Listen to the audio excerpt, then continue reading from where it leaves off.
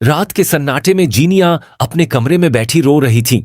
दानी की कड़वी बातें अब भी उसके कानों में गूंज रही थीं। तभी अचानक दरवाजा जोर से खुला और दानी गुस्से में अंदर आया। उसके हाथ में जीनिया का मोबाइल था। उसने फोन उसके सामने फेंकते हुए पूछा, किससे बात कर रही थी तुम? जीनिया घबरा गई और बोली, मैं किसी से बात नहीं कर रही थी।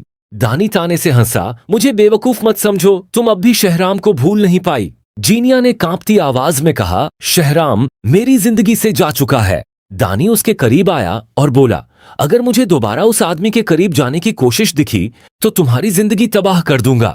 इतना कहकर वह चला गया और जीनिया डर से कांपती रह गई।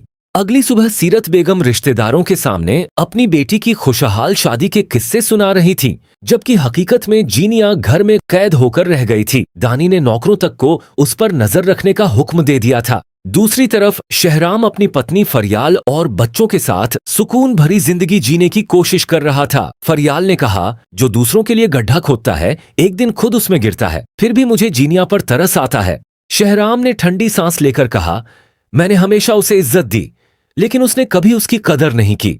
समय के साथ जीनिया की हालत और खराब होती गई। एक रात उसने दानी से कहा, मुझे आजाद कर दो, मैं अब यह सब सह नहीं सकती। दानी गुस्से से बोला, जब तुम दूसरों की जिंदगी बर्बाद कर रही थी तब यह याद नहीं आया? अब तुम्हें सब भुगतना होगा।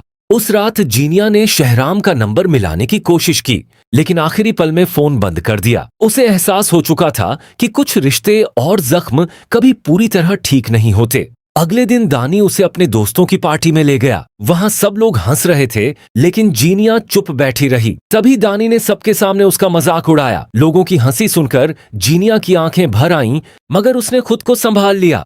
घर लौटते वक्त उसने धीरे से कहा, तुम्हें हर जगह मेरी बेइज्जती करके खुशी मिलती है? दानी ने गुस्से से जवाब दिया, अभी तो मैंने कुछ शुरू भी नहीं किया, तुमने भी दूसरों की इज्जत से खेला था। उस रात जीनिया टूटकर रो पड़ी। उसे शहराम की मोहब्बत और इज्जत याद आने लगी। पहली बार उसे अपनी गलतियों का एहसास हुआ, लेकिन असली झटका अगली सुबह लगा, जब दानी ने उसके सामने कुछ फाइलें फेंकी। उनमें जीनिया की पुरानी तस्वीरें और शहराम से जुड़ी सारी जानकारी थी।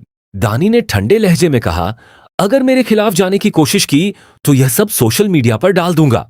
यह सुनकर जीनिया के पैरों तले जमीन खिसक गई। अब उसे समझ आ चुका था कि दानी सिर्फ गुस्सैल इंसान नहीं, बल्कि बेहद खतरनाक आदमी भी है।